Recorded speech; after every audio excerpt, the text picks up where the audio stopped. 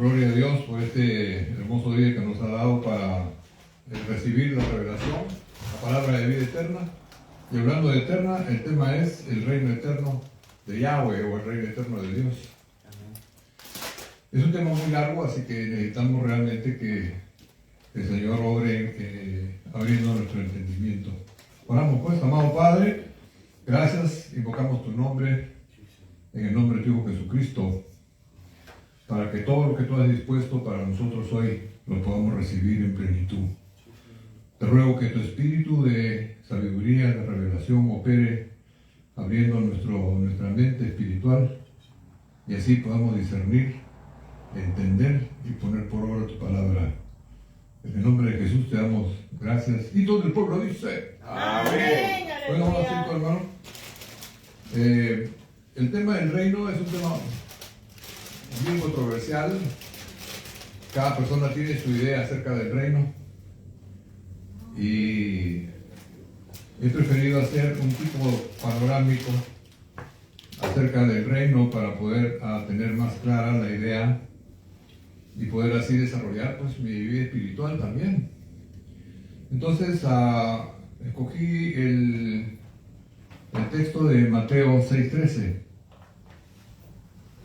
Es acerca de la oración que Jesús le enseña a sus discípulos y termina diciendo: y no nos dejes caer en tentación, sino líbranos del mal, porque tuyo es el reino, el poder, la gloria, para siempre.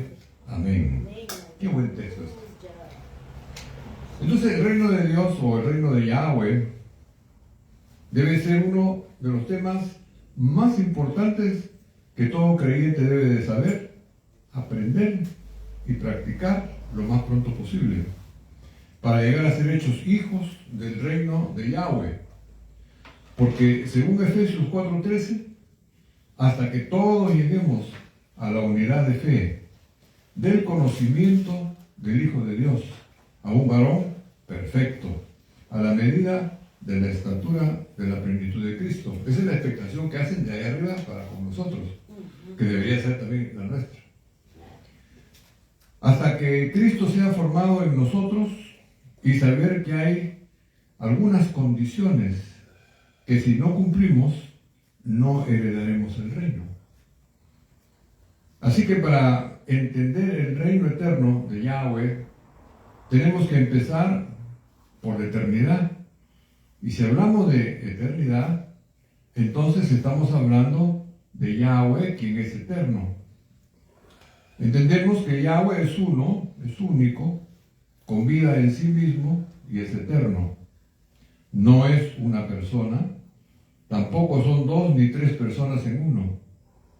La eternidad no es creada, tampoco es materia, no ocupa espacio. Entonces tanto Yahweh como la eternidad es espíritu, porque sin eternidad no hay Yahweh y sin Yahweh tampoco hay eternidad. Así que sobre esto dice el profeta en Salmos 106, bendito Yahweh Elohim, o Jehová Dios de Israel, desde la eternidad hasta la eternidad. Igual a bendito sea Yahweh, el principio y el fin. ¿No? Misma definición. Entonces, miren, note aquí lo que quisiera hacer énfasis. Entonces, entre la eternidad y el principio de la creación, esa parte intermedia, Yahweh como arquitecto y constructor, así le llama el escritor de Hebreos, diseñó todos los planos desde el principio a fin, según lógicamente su propósito eterno, que es en Cristo resucitado y la iglesia su cuerpo. Entonces, estos dos personajes, la iglesia y Cristo resucitado, es el centro de toda la Biblia. También el Espíritu Santo procede de Yahweh, según Juan 15:26. Y por último, de Yahweh también salió su Espíritu de vida eterna como su palabra. Así, en esa fase intermedia, Yahweh más su Espíritu Santo, más el Espíritu de su palabra, conformaron la unidad plural Elohim. ¿Qué tal? ¿Está fácil de entender? También fue aquí, en esta parte intermedia, según Romanos 8:29, que Yahweh nos conoció, también nos predestinó para que fuésemos hechos conforme a la imagen de su Hijo, para que Él sea el primogénito entre muchos hermanos. Y a los que predestinó, a estos también llamó, y a los que llamó, a estos también justificó. Y los justificó, a estos también lo glorificó. Por eso está escrito en Romanos 4:17, que Dios llama las cosas que no son como si fuesen, porque serán de todas maneras, ¿no? Entonces ahora sí, los tres, como Elohim, inicia el principio de su creación. Entonces veamos cómo aparece en el principio diferentes tiempos. Dice, por ejemplo, en Juan 1:1, en el principio era el Dabar, traducido como el verbo o logos o palabra, y el verbo era con Yahweh, tradujeron aquí Dios, está con Yahweh, Dios, y el verbo era Elohim, Dios, y esta era en el principio con Yahweh, Dios. Si pone Dios, Dios, Dios, nunca vas a entender de quién está hablando o quién es quién. Entonces el apóstol Pablo o el apóstol Juan explicó en su primera carta que, entonces el apóstol Juan,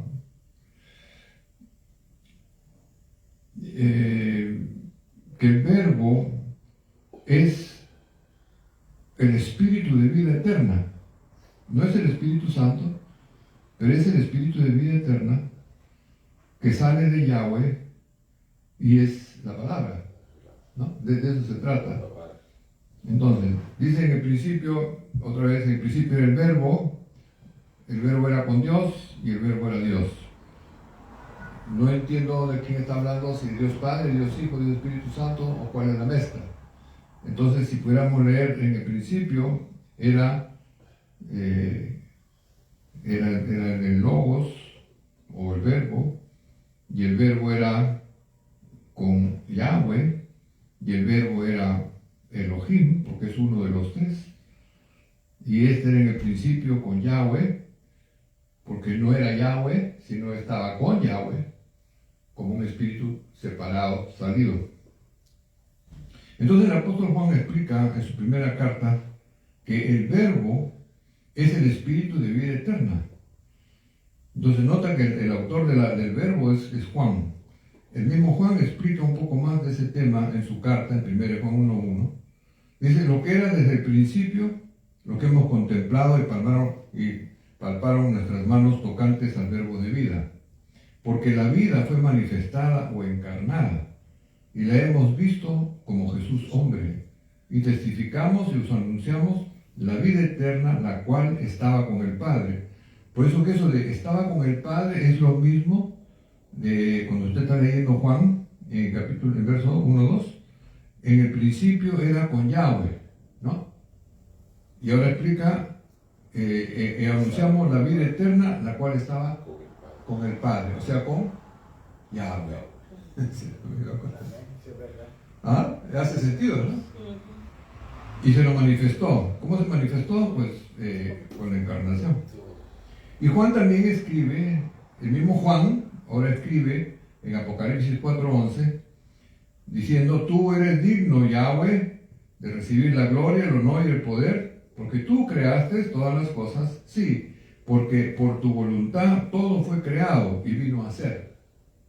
Por su voluntad todo fue creado por medio de la palabra, con el Dabar, ¿no? Que tiene mucho más peso que solamente una palabra. Entonces Yahweh expresó su voluntad por medio de su espíritu de vida eterna, que salió como su Dabar o palabra, para hacer todas las cosas. Así como también leemos en Juan 1:3, todas las cosas fueron hechas por su Dabar o por su palabra, fueron hechas. Y sin la palabra, nada de lo que ha sido hecho fue hecho perfecto. Y toda la creación fue para la alabanza de la gloria de su gracia, con el cual nos hizo aceptos en Jesús, el amado Jesús. Entonces, haciendo un corto resumen, Yahweh no es uno, más bien de él procede su Espíritu Santo, y de él salió su Espíritu de vida eterna como su palabra, Así los tres conforman el Elohim invisible y todopoderoso, iniciando su creación para la alabanza de la gloria de su gracia. Hasta aquí todavía no existe Cristo, no hay Jesús, el Cristo, tampoco Yahweh es Padre eterno. Veamos al Elohim entonces en acción, según Génesis 1:1. En el principio Elohim creó los cielos y la tierra. Normalmente usted lee en el principio Dios, pero entre Dios y Elohim hay diferencia. Conforme dice, creó los cielos y la tierra, y en Génesis 1:26 dice, entonces dijo Elohim Dios, hagamos al hombre a nuestra imagen, conforme a nuestra semejanza, y creó Elohim al hombre a su imagen. Ahora, note que a su imagen está hablando de una imagen, pero dice, a imagen de Elohim lo creó varón y hembra. Entonces está haciendo una pareja igual a un hombre. O sea, el hombre sin mujer le falta, pero un hombre con más mujeres le sobra. Una nomás. Ok. Según Juan 1:1, otra vez, en el principio era el verbo era con Yahweh, el verbo era Elohim, en el principio con Yahweh, Dios, todas las cosas por el verbo fueron hechas para la alabanza y la gloria de Dios, todas las cosas son hechas por el verbo. Entonces, hasta aquí no vemos que haya un reino, no vemos un reino de Yahweh. Entonces me pregunto, si antes de la creación de los cielos y la tierra ya existía el reino de Yahweh en la eternidad, pregunto. Si la respuesta es no, es porque Yahweh es el que es el yo soy y no es un reino. Pero Yahweh es amor y esto es la suma de todas sus virtudes. Entonces, ¿dónde empieza su reino y cómo llegó a ser eterno? El reino de Yahweh, que es amor, o sea, Dios es amor, el reino de Dios es amor. El reino entonces está constituido por paz, justicia, verdad, santidad, misericordia, paciencia, bondad, piedad, etc. Esas son las virtudes de Dios, ¿no? Y tiene un principio, y tiene su principio con la creación del mundo angélico. Primero, mundo angélico, o mundo espiritual, en los cielos. Como leemos en 1 Reyes 22:19, entonces él dijo, oye pues las palabras de Jehová. Yo vi a Jehová sentado en su trono, y todo el ejército de los cielos estaba junto a él, a su derecha y a su izquierda. Lógicamente que este trono no es después del hombre, pues. Tiene que ser desde antes, pero no está hablando de la eternidad tampoco, sino está hablando que fundó un trono en los cielos que él creó y ahí estaban todos los poderes espirituales. Después se extiende su trono, ¿no? Ese trono de amor, de justicia, de verdad, de santidad, lo extiende a su creación hasta Cristo. Que eso ya pues tocaremos el tema más adelante. Entonces empezamos con el pacto que hizo Yahweh con las 12 tribus de Israel. Ahora, notamos bien otra vez, el reino de Dios es justicia, paz, verdad, santidad, misericordia, piedad. Todas esas cosas, esas virtudes conforman el reino de Dios. Entonces, empezando por el pacto que hizo Yahweh con las 12 tribus de Israel en el monte del Sinaí, en el año 1504 a.C., esto es 2500 años después de Adán. Pero ese pacto de 10 mandamientos fue sujeto a condiciones, como leemos en Éxodo 19:5. Ahora pues, dice el Señor Yahweh, si dieres oído a mi voz y guardareis mi pacto, entonces vosotros seréis mi especial tesoro sobre todos los pueblos, porque mía es toda la tierra, y vosotros me seréis un reino de sacerdotes y gente santa. Y todo el pueblo respondió una y dijeron, todo lo que Jehová ha dicho haremos. Mentira, pero dijeron que lo iban a hacer. Y Jehová le recitó los 10 mandamientos en medio de terribles sonidos de bocina, humo, llamas, colores. El asunto que era aterrador en ese momento. Sobre este punto dice el profeta en Nehemías 9:13: y sobre el monte del Sinaí descendiste, hablando de Yahweh, y hablaste con ellos desde el cielo, y les diste juicios rectos, leyes verdaderas, estatutos y mandamientos buenos. Sobre esto se edifica el reino de Yahweh. Y terminando de citar todos los mandamientos, el pacto fue sellado con sangre de animal. Así Israel pasó a ser pueblo de Yahweh y él su Elohim o Dios. Estas leyes cubrían una amplia gama de aspectos de la vida, incluyendo la moral, la justicia social, los rituales religiosos, y estaban destinados a guiar a los israelitas en una construcción de una sociedad justa y equitativa, o sea, que tenga las características virtuosas de Yahweh. Si lo acepta, quiere decir que el reino de Yahweh ya se extendió. Si lo rechazan, quiere decir que el reino de Dios no puede ejecutar. Porque de eso me va a basar todo mi tema, pues. Si Israel acepta las leyes, los mandamientos y los estatutos y los pone por obra, entonces Dios, que es justicia, verdad y santidad, se extendió ahora en el pueblo de Israel. ¿Sí? ¿Captan la idea? Okay. Entonces, fue así como se inició el reino teocrático de Yahweh con su pueblo de Israel. Un gobierno teocrático condicional. Tengamos siempre presente que el reino de Yahweh está centrado en la extensión de todas sus virtudes. Si los hombres aceptan obedecer la voluntad de Yahweh y vivir de acuerdo con sus leyes, mandamientos y estatutos, eso quiere decir que el reino de Yahweh ha llegado a ellos y por ende son hijos del reino. Y los contrarios pues son hijos del diablo y tienen que ser destruidos. Aquí volvemos otra vez a el trigo y la cizaña, ¿no? Regresando con Israel, este pueblo desde un principio fue rebelde a Yahweh. Pocas fueron las generaciones que amaron a Yahweh, pero por más que Yahweh les ponía jueces y castigaba sus pecados, más se hacían a los dioses ajenos y eran puestos por esclavos y servidumbre de sus enemigos, siendo el último juez Samuel.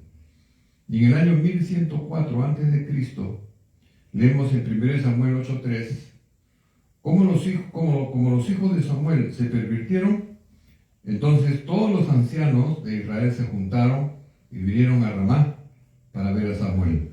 Y le dijeron: he aquí tú has envejecido y tus hijos no andan en tus caminos. Por tanto, constitúyenos ahora un rey que nos juzgue como tienen todas las naciones. Pero no agradó a Samuel esta palabra que le dijeron: danos un rey que nos juzgue. O sea, no queremos pues a Dios. Y Samuel oró a Jehová y dijo Jehová a Samuel: oye la voz del pueblo en todo lo que te digan, porque no te han desechado a ti, sino que a mí me han desechado, para que yo no reine sobre ellos. Conforme a todas, ahora aquí viene, mira, lo malo del pueblo, y Jehová hace el resumen. Conforme a todas las obras que han hecho desde el día que los saqué de Egipto hasta hoy, dejándome a mí y sirviendo a dioses ajenos, así también hacen contigo. Ahora pues, oye su voz, mas protesta solemnemente contra ellos y muéstrales cómo les tratará el rey que reinará sobre ellos. ¿Qué tal? No saben lo que se han metido, ¿eh? Ok, sigamos pues. Entonces Israel pasó de un reino teocrático a un reino monárquico, marcando el fin del periodo de los jueces, siendo el profeta Samuel el último juez de Israel. Según el Tanaj, o el Antiguo Testamento, así como Yahweh reinaba sobre Israel por medio de los jueces, ahora siguió reinando pero por medio de los reyes. porque el trono del reino de Yahweh, ¿no? Porque el trono del reino de Yahweh y el primer rey Saúl, quien fue el que unificó la tribu de Israel en un solo estado, y aún el rey David, ellos entendían, como se explica en 1 Crónica 28:5, y dentro de todos los hijos, dice David, porque Jehová me daba muchos hijos, Jehová eligió a mi hijo Salomón para que se siente en el trono del reino de Jehová sobre Israel. Ahí quería llegar al punto ese, ¿no? Entonces, ellos sabían que ellos no eran reyes independientes que podían hacer lo que ellos querían, porque todo el pueblo sabía la ley y ellos tenían que hacer cumplir la ley. Entonces, cuando hacían cumplir la ley, Dios estaba juzgando a su pueblo. Ese es el principio. Entonces, sentarse en el trono del reino de Yahweh, era Yahweh juzgando según su Torah, haciendo justo juicio, verdad, misericordia y gracia, siguiendo la Torah o la ley. Pero lo interesante es lo que dijo la reina de Saba al rey Salomón en Primera Reina de Reyes 19.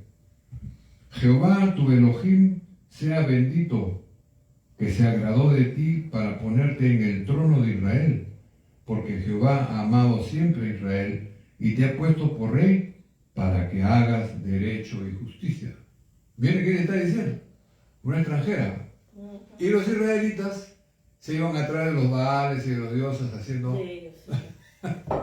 Esa es una burla, ¿no? Si ella reinaba haciendo derecho y justicia, de seguro y sin saberlo, el reino de Yahweh se había extendido llegando a ella, pues al reino de Saba. Ella no sabía, pero hacer justamente justicia es ser afín con el reino de Dios. Al tercer y último monarca de Israel, pues fue Salomón. Tras su muerte, el reino se dividió en el norte de Samaria y de Judá en el sur. Lo que nunca hay que olvidar, que Yahweh reinaba o reina sobre toda la creación y sus criaturas, sean espirituales, sean terrenales. Como dijo Pablo en Romanos 3:29, ¿o es Yahweh Elohim de los judíos solamente? ¿No también es el Elohim de los gentiles? Sí, también de los gentiles. Entonces Yahweh no solamente reina en Israel, reina en todas las naciones. Yahweh tiene su trono en los cielos y desde ahí juzga a todos los pueblos del mundo, como se lee en 1 Reyes 22:19.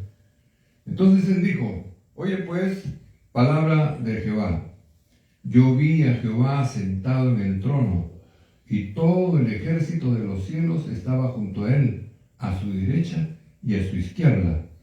Y Jehová dijo, ¿quién inducirá acá? Etcétera, etcétera, etcétera. O sea, imagínate en mi mente, ¿no? La gloria de Dios, rodeado de todos sus súbditos espirituales, celestiales.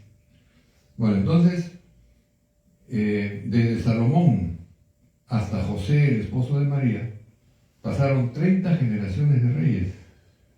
Pero también Yahweh le puso condiciones al rey David, diciéndole en 1 Reyes 2:4, para que confirme Jehová la palabra que me habló, diciendo, si tus hijos guardaren mi camino, andando delante de mí con verdad, de todo su corazón y de toda su alma, jamás, dice, faltará a ti varón en el trono de Israel.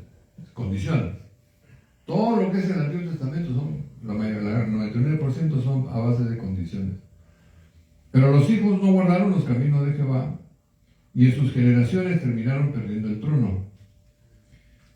Hasta aquí se cumplió lo dicho por Yahweh a Abraham y a Sarai, su mujer, en Génesis 17:5, cuando le dijo, tu nombre será Abraham, porque te he constituido padre de multitud de pueblos, hablando de las 12 tribus de Israel. Te haré fecundo en gran manera, haré naciones de ti, y de ti saldrán reyes. El primer rey que salió fue Saúl. Y luego agrega en el verso 15, dijo también Elohim a Abraham, a Sarai tu mujer no la llamarás Sarai, mas Sara será su nombre. Y la bendeciré y también le daré a ella hijo. Sí, la bendeciré y vendrá a ser madre de naciones. Reyes de pueblos vendrán a ella.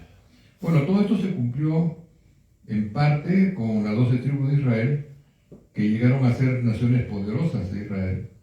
La segunda parte fue cumplido por Jesús, el Hijo unigénito de Yahweh, quien nació hijo del Altísimo y hijo de David, según fue profetizado.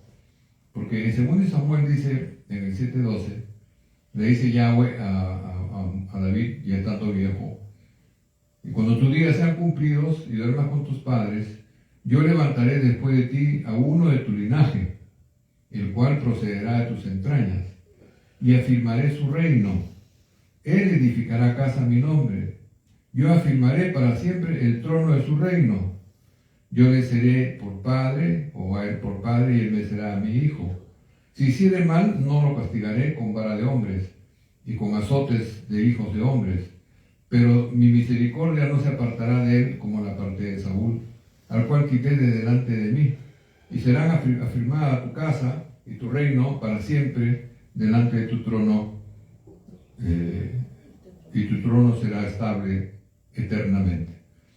Entonces aquí podemos ver la primera venida, la segunda venida de Cristo. En la primera venida, primero lo acepta como rey, en la segunda no lo pueden hacer rey eterno porque tenía que ir a la cruz. Entonces tuvieron que esperar que resucite para que sea cuerpo eterno, para que dé el reino eterno. Esas son las dos fases.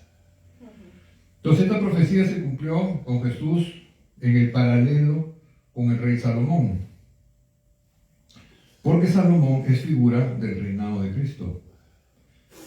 Jesús nació como hijo de David, según Mateo 2:2. ¿Dónde está el rey de los judíos que ha nacido? Porque su estrella hemos visto desde el oriente.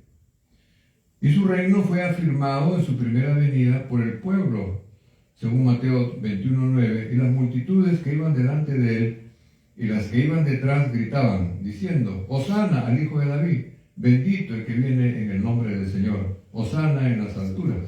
Ahí le confirman rey.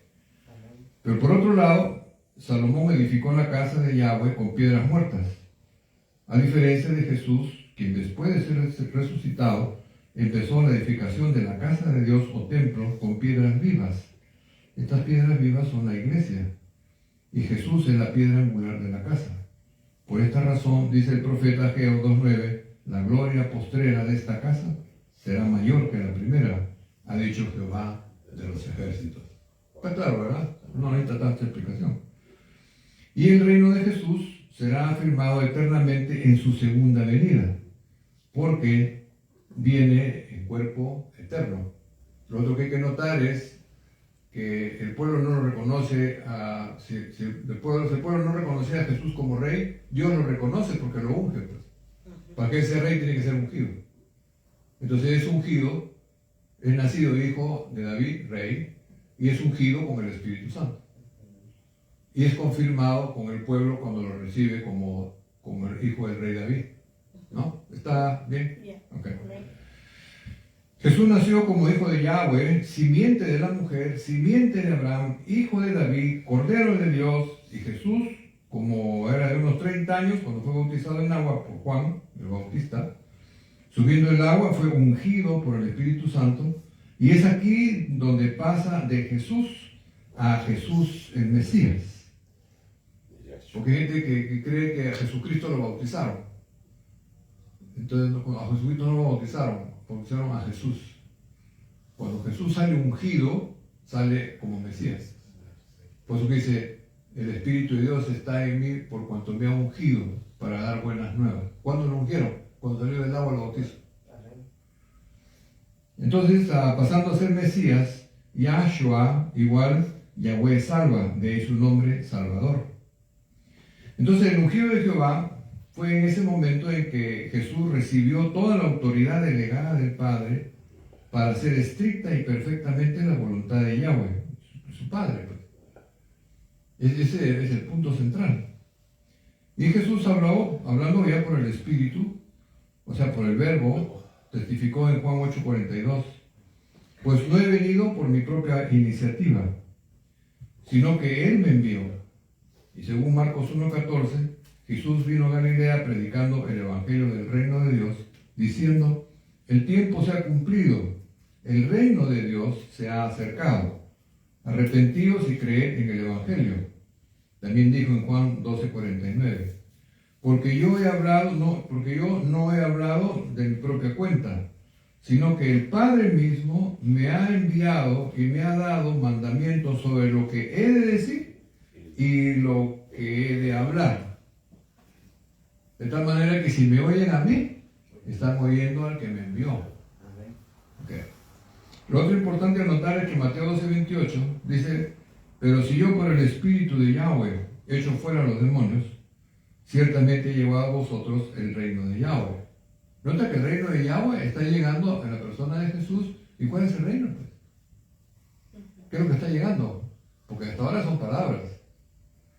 Entonces, en Marcos 1:14 dice: después que Juan fue arrestado, Jesús vino a Galilea proclamando las buenas noticias, o el evangelio de Yahweh. El tiempo se ha cumplido, ha llegado el reino de Yahweh, o el reino de Yahweh está cerca. Arrepiéntanse, vuelvan hacia Yahweh, creed en el evangelio. Pero entonces, ¿qué significa? Pues el reino de Dios está cerca o se ha acercado. Significa que el reino de Yahweh, quien es amor, paz, justicia, verdad, santidad, misericordia, paciencia, bondad, piedad, acompañado de milagros, portentos, sanidades, liberación de demonios, resurrección de muertos, perdón de pecados, había llegado a los judíos en la persona de Jesús. Ese es el reino.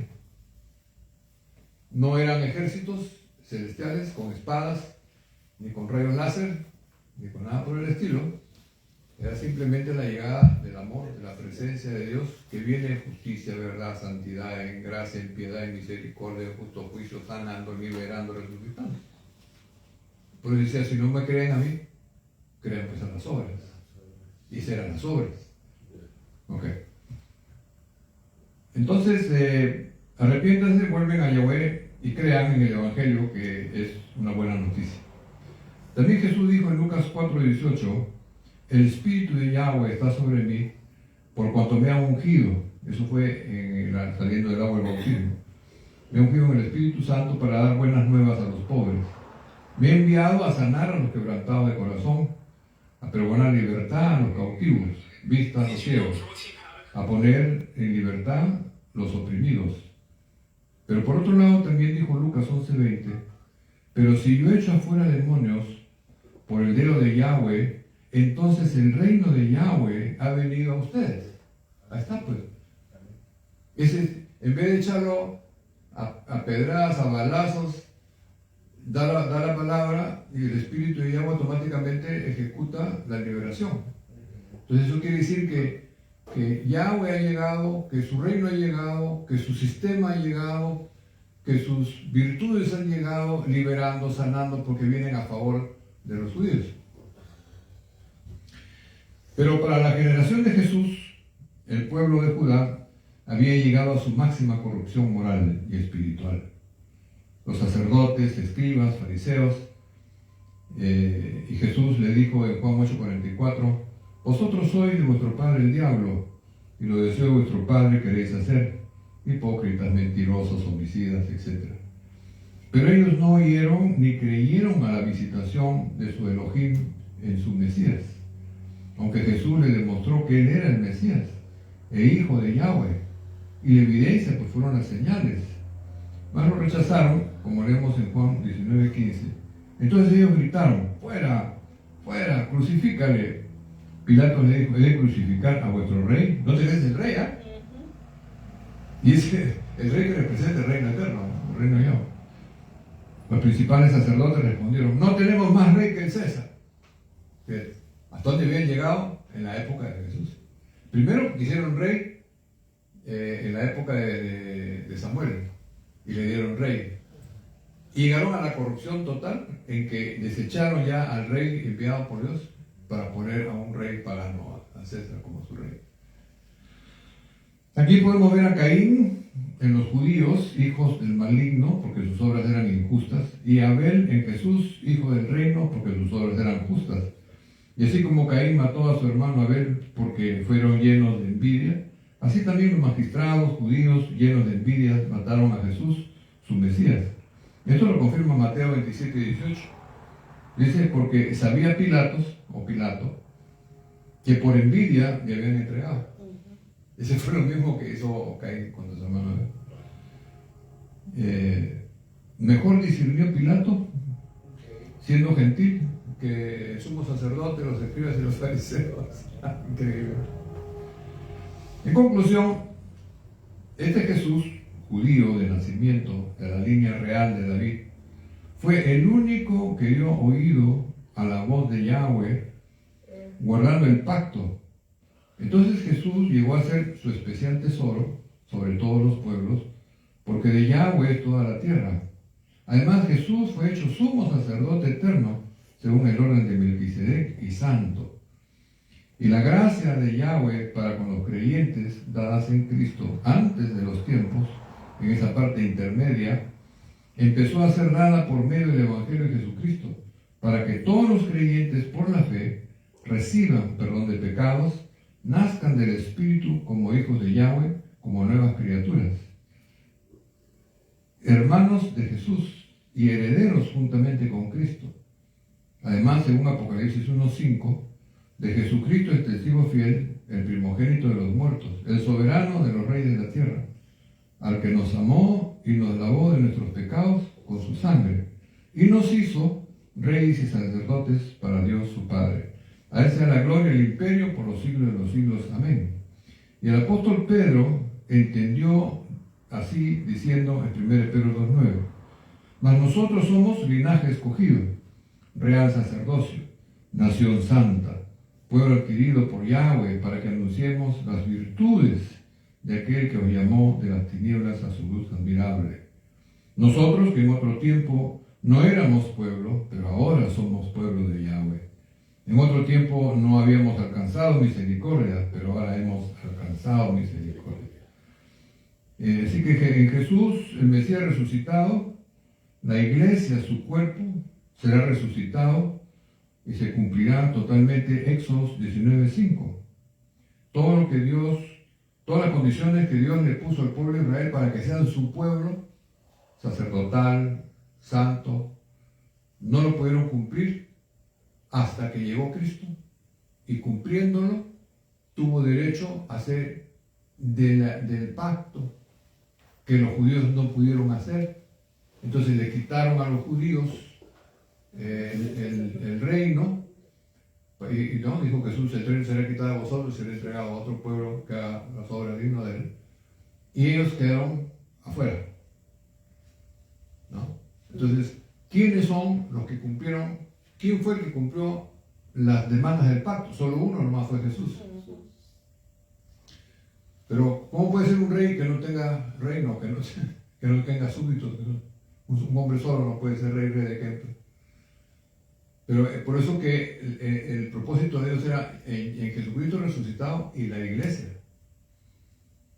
Y ahora, aparte de que Jesús es rey y sumo sacerdote, Él es la casa de Dios. Jesús es la casa de Dios. La piedra angular de la casa es Jesucristo. Y las piedras vivas pegadas al cuerpo para formar el edificio son los creyentes.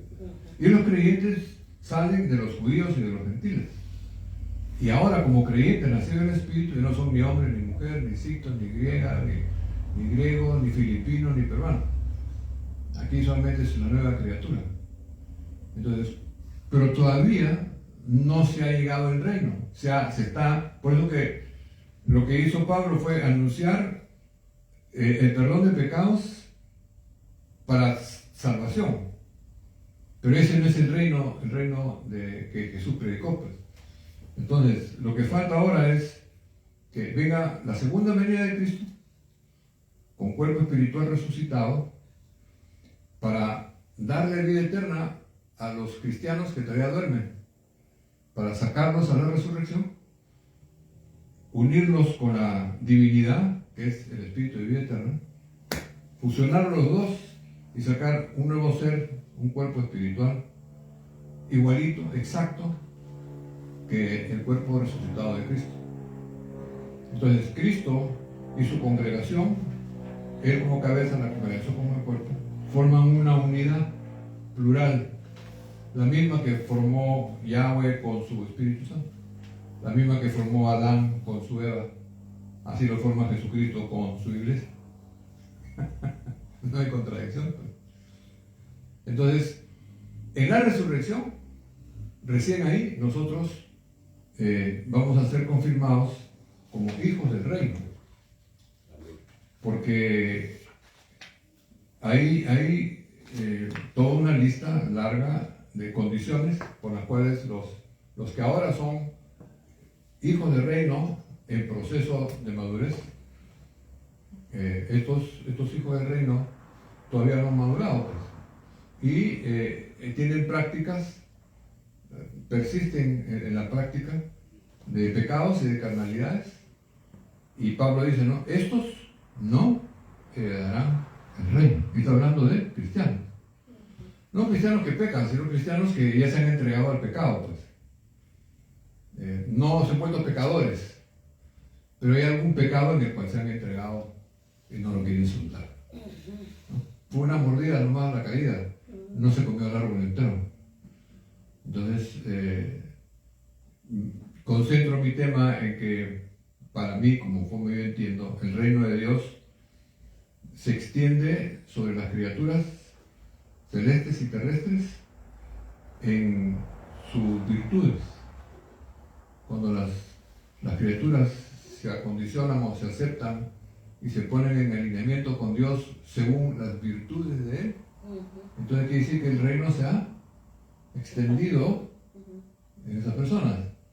Entonces la idea de Dios era poner reyes, aunque no fue la idea del momento, pero fue la idea que le dio Yahweh a Abraham antes. Y tendrás multitud de gentes y saldrán reyes. O sea, eso ya lo sabía Dios. Él ya sabía que iban a salir reyes. Entonces el primer rey que sale pues es el rey Saúl. Entonces lo que Dios quería era que sepan de que el trono es el trono del reino de Dios. Y si ellos se sientan ahí para hacer conforme a las virtudes de Dios, entonces Dios está ahí haciendo justicia. Sí. Ahora, eso lo aplicamos a nosotros. Si las virtudes de Cristo, ya no hay tan virtudes de Cristo, están en nosotros, y nosotros actuamos según la palabra, la voluntad, el propósito de Jesucristo, entonces Jesucristo está ahí. El que a mí me recibe, que recibe a ustedes, a mí me recibe. ¿No? Entonces, para llegar a eso tenemos que tomar la decisión de direccionarnos a que las virtudes empiecen a funcionar de alguna manera para poder alcanzar ser hechos hijos del reino. Porque si no, estamos viendo en la carne nomás. No matas, no robas, no todas como los muertos, pero los muertos no roban, no saltan, no fornican, no están muertos. Entonces hay cristianos que también están muertos, no hacen nada. Pero aquí es frutos, aquí es obras, aquí es acción. No es pórtate bien, porque si es por portarse bien hay un montón de gente que lo hace. Entonces aquí el asunto es que las virtudes de Cristo en nosotros nos hagan accionar. Justicia, verdad, santidad, misericordia, piedad, visitar al enfermo, darle palabras de ánimo, salir adelante, hacer un montón de cosas, ayudar, etcétera, etcétera. Dar tu vida a las personas para que ellos sean edificados y puedan alcanzar a Cristo de alguna manera. O fortalecer a los que ya son cristianos. Ese sería el movimiento del reino. ¿No? Ese sería el movimiento del reino. Ok, pregunta, si no me he hecho otra segunda vuelta. No, por eso se explica cuando mandan a Pedro, mira la visión y le dicen, ve a Chipre, que lo está esperando en el centurión y que daba buenas dádivas y todo, que va a dar el mensaje del Evangelio, porque como él hacía Ananías.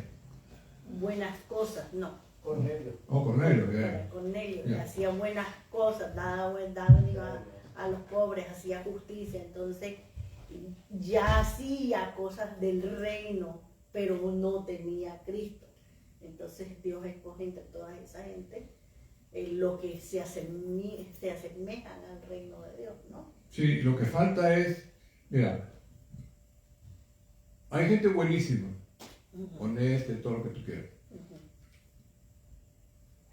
Que si lo comparamos con muchos cristianos de la Biblia, que eran borrachos, ¿verdad? No sé, más cristiano era la persona que no convertida que estos convertidos. Ajá. Pero la idea de Dios, su plan de Dios en Cristo, es dar el espíritu de vida eterna. Si no tienes el espíritu de vida eterna, por más bueno que seas, por más malo que seas, ninguno de los dos puede resucitar para ser transformado a la imagen del Hijo, porque no tienen el espíritu del Hijo. El que no tiene el espíritu del Hijo no es el Hijo. El que no tiene el espíritu de vida eterna, ¿qué espíritu que te resucita?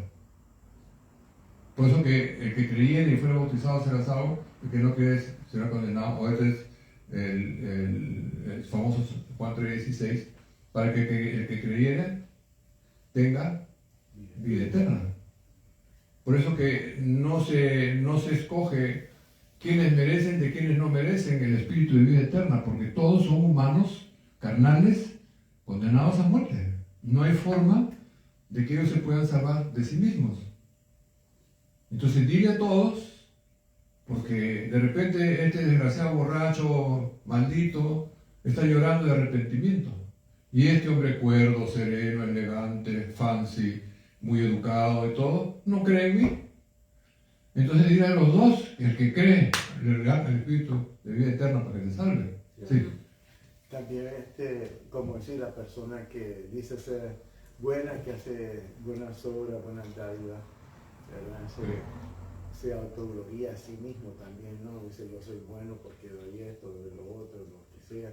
Pero, digamos, pero el que obra en la fe, lo obra imitando a Cristo, porque si quiere que Dios ande en el Espíritu, en las obras del Espíritu. La clave de ahí sería, así como Cristo dijo, yo he venido de mi Padre y de mí mismo no hablo nada, sino de qué es lo que debería decir y cómo lo debería de decir. Pues hagamos eso usando la escritura del Señor. Pues. Claro. ¿Cómo es que el Señor quiere que hablemos? Claro que eso no va a salir a meterte un estudio de cómo debo decir, no, es ridículo, pero la idea es percibir si lo que estás haciendo es lo mismo que haría Cristo. Ahora, hay momentos en que nosotros estamos en una altura diferente de los que recién acaban de nacer. Una que desconocen el tema, nosotros conocemos el tema, pero nos cuesta a veces ponerlo en acción. Y si lo ponemos en acción, a veces no dura. Entonces es un constante sub y baja todo el tiempo por causa de la carne. Pues, Claro. ¿no? En el espíritu queremos subir al cielo, hablar con Cristo, pero en la carne queremos ir al frente porque estoy con un hambre. Entonces tienes las dos demandas. Pero de ninguna manera la gente se va a salvar por las obras. Ahora, Dios va a hacer un justo juicio con ellos. No los va a aventar a todos al lago del fuego. Pero le va a dar a cada uno, según su misericordia, su piedad y su gracia, Él va a aplicar entonces la fórmula justa, aunque puede pasar por su justicia y ser misericordioso. Claro. A las personas que han hecho bien, que han sido justas, en su tiempo, en su condición, en su situación, en su cultura, en su edad. Y ya es cuestión de Él, pues. Él lo que quiere es salvar. Sí, porque también hay gente que es inconversa y sí tiene compasión y tiene misericordia de otras personas, y otras que no la tienen del todo. No. O tienen compasión condicionada. Condicionada, sí. Me conviene hacer con este porque si no me presta su carro el domingo. Entonces, mi enfoque principal para poder desarrollar los otros temas es regresando al mismo, pues, ¿qué es el reino de Dios? O el reino de Dios ha llegado a vosotros, o el reino de Dios se ha acercado a vosotros. Preguntas, ¿cómo se ha acercado que no veo nada? ¿Dónde está? ¿Por dónde viene? Entonces no estamos hablando de cosas que se ven, estamos hablando de cosas espirituales. Claro. Por ejemplo, mira cómo ha llegado el reino de ¡demonios, fuera! y el demonio sale de la persona. Si yo echo fuera ese demonio, es por el dedo de Dios que echa fuera el demonio. Ese es el reino que viene a liberar a este cautivo. Y al otro lo está liberando de su enfermedad. Y al otro está haciendo un milagro en él, creativo. El otro está siendo liberado de 1000 demonios. El otro está siendo resucitado. Porque el reino de Dios no es enfermedad, no es muerte, no es sufrimiento, no es angustia, depresión, ansiedad, tormento. Es paz, justicia, verdad y santidad. Pero los que están abajo, esos sí están en angustia, en depresión, en tormento, están sufriendo. Entonces la misericordia, la gracia, el amor de Dios, que es su reino, ese es su reino, viene a hacer justicia, misericordia y a liberar a los hombres de sus cárceles espirituales. ¿Por qué? Porque el hombre es una víctima de los demonios. Los demonios saben a cumplir una tarea, pero estos son abusivos. Son verdugos. ¿No? Igualito pasó en la época de Ciro, del rey de Babilonia, que Dios nos mandó a su propio pueblo bajo los pies de Nabucodonosor, y se le subió y hizo lo que quería con todos los judíos. Entonces viene ahora Dios y dice, así como ustedes se han pasado por encima de la justicia y han hecho lo que no debieron de haber hecho con los judíos, porque no se lo merecían, ahora yo vengo contra ustedes a hacer justicia. Entonces hay que entender cómo se mueve el sistema, cómo se mueve la mente de Dios. No cómo yo lo interpreto, cómo Él lo hace, pues. Lo entienda o yo o no, así lo hace Él. Así funciona. Entonces, si así funciona, tengo que entonces acondicionarme para no estar contradiciendo el sistema. Si a ti te gusta correr a gran velocidad en tu auto, estás contra el sistema, ¿no? Para manejar respetando los letreros. Entonces tú eres un peligro contra el sistema. Entonces hay que sacarte del sistema. Entonces los cristianos carnales, están obligados a tomar decisiones. Si siguen así, no van a entrar al reino. Entonces van a tener que ser separados del reino. No estoy hablando que están condenados ni nada por el estilo, solo te digo lo que dice la Escritura. No entrarán al reino. ¿Y entonces qué pasará con él? Pues no dice. Yo no lo voy a mandar al infierno. Pero no dice que van al infierno, ni al lago de fuego. Solo dice, estos no entrarán al reino. Ahora, ¿qué diferencia hay entonces? ¿No entrarán al reino o la vida eterna o la salvación? ¿Cómo funciona la salvación en relación a no entrar al reino o a la vida eterna? Si tienes vida eterna, ¿cómo es que no entras al reino por debilidades carnales?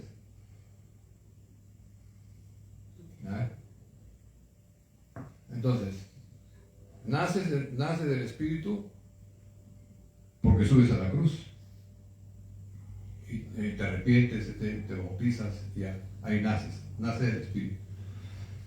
Pero ya eres un adulto espiritual. ¿Ya se formó Cristo en ti? ¿Ya tienes la mente de Cristo? No. Ni sabes ni siquiera ni qué te ha pasado. Solo sabes que algo sucedió, algo hizo Dios que me transformó. 2. ¿Te dieron el Espíritu y vida eterna? Sí, pero no está unido a tu cuerpo. Está contigo, pero no está en ti. El Espíritu eterno estará en ti a la resurrección. Porque si ya está en ti la vida eterna en tu cuerpo, ya no mueres. Cristo tenía el Espíritu y vida eterna con él, pero no estaba en él. A la resurrección se unió al Espíritu y vida eterna con el cuerpo muerto de Cristo y produjo el cuerpo espiritual eterno. Si se lo hubieran dado cuando nace, pues no muere. Entonces, esa es la fase 2. Recibes el Espíritu y vida eterna como garantía de que vas a ser resucitado. Ahora, pero resulta que en el recorrer de tu vida nunca has hecho las cosas correctas espiritualmente. Siempre has sabido, pero no has querido. Entonces no te dejan entrar al reino. Ya son las 3 fases. Naces, te dan el Espíritu de vida eterna para que te acompañe y a la resurrección se une. Mientras tanto, o te edificas fructificando espiritualmente o no entras al reino. Wow. Así dice, ¿no? Bueno, así lo entiendo yo.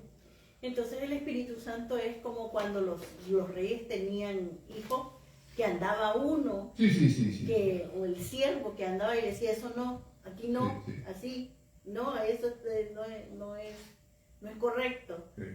Así es el Espíritu Santo. Un curador le va, ¿no? No está en nosotros, pero nos guía. Sí, no es uno con nosotros, pues. Dice, el Espíritu Santo estará con ustedes y en ustedes. Bueno, hemos sido sellados con el Espíritu Santo. Pero no nos hemos hecho una unión de carne con el Espíritu Santo, pues. Puede estar en nosotros. Por ejemplo, ¿cuántos demonios se han metido en nosotros? Pero no se han hecho un demonio con nosotros. Ese uno que sale y después regresa con 7 más y se mete ya son 8. Ese no se ha hecho un espíritu cuerpo con la persona. Puede decir, esta es mi casa. Dice, este no soy yo, esta es mi casa. Por eso que nosotros en el cuerpo podemos ser visitados por demonios, por espíritus inmundos, por Satanás, por Dios, por los ángeles, por todo el mundo. Podemos ser visitados. Pero eso no nos hace uno con ellos. El único que hace posible el nacimiento espiritual es que el mismo Padre une al Espíritu de Cristo con el Espíritu del creyente. Produce una nueva criatura en Cristo. No produce una nueva criatura independiente de Cristo. No, es una criatura en Cristo, porque tiene el Espíritu de Cristo. Es Cristo unido al Espíritu de Él. Lo mismo pasa con la mujer y el varón, pues se unen y el espermatozoide con óvulos se juntan los dos y vamos, sale una nueva criatura. El mismo proceso, no cambia, el sistema es el mismo. Sí, porque la resurrección ya va a ser cuerpo espiritual, ¿no? Ya Claro. no. Y el espíritu, él vive por el espíritu, no por la sangre como el humano. Claro. La gente cree que salva porque le perdonaron los pecados. El perdón de pecados no te salva. No. Te perdona del pecado que tú has pedido que te perdonen. Es como el borracho que va a decir, ay, perdóname, soy una ruina, soy un desgraciado. Por favor, ay, pero cree en ti, yo creo en Cristo, confieso que Jesucristo es el Señor. Para andar, recibir perdón. Uy, qué maravilloso, es que, cómo te alabo, te quiero mucho, Jesús, te va a prender 1 vela, 2 y 3 velas. La muerte es lo mejor que hay. Está bien. ¿Qué le pasó? Le perdonaron el pecado. Y se salvó por eso. ¿Y qué hay de los otros pecados? ¿Y qué hay de su naturaleza terrenal? Pero puede ser también de otra manera. Como los 10 leprosos que recibieron sanidad instantánea. Los 9 se fugaron a festejarla. 1 se regresó a los pies del Señor. Y dijo, oye, yo salvé 10. Mira, yo de los 9 no sé. Lo único que sé es que tú eres. Y aquí estoy yo. Se acabó el cuento. ¿Notan? Ese sí recibe salvación por la fe en Cristo, no por el perdón.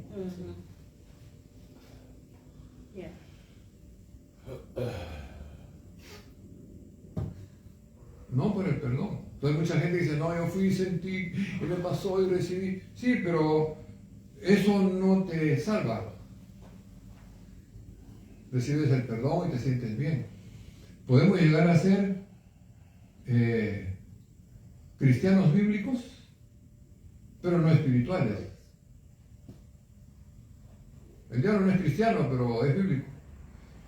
Yeah. No se lo ¿Sí o no, hermana María? Sí. A ver. ¿Qué hermano nada más? Ok. Bueno, entonces, oramos, pues, nos ponemos de pie. Amado Padre que estás en el cielo, gracias por enseñarnos más acerca de lo que es tu reino, las virtudes que se extienden en aquellos que te creen y hacen tu voluntad, como el gran ejemplo y maravilloso ejemplo de Jesucristo, que siendo humano dejó que su espíritu sea afín contigo y que toda esa virtud tuya que venía por medio del espíritu de la verdad, el espíritu de vida, hizo de que Jesucristo pueda cumplir perfecta y exactamente tu voluntad, haciéndose un hijo del reino. Padre, que podamos llegar a esa evolución. Reconocemos que no tenemos la capacidad, no podemos nosotros impulsarnos de nosotros mismos, pero tú pones el querer y el hacer. Tú eres el sanador, el dador, el liberador. Si tú quieres, Señor, nos llenarás de tu espíritu de sabiduría y de conocimiento y espíritu de oración para poder vivir más en el área espiritual que en las cosas y en las preocupaciones terrenales, carnales, temporales. Tuyo el poder, la gloria y el imperio, en el nombre de Jesús. Amén. Amén. Amén.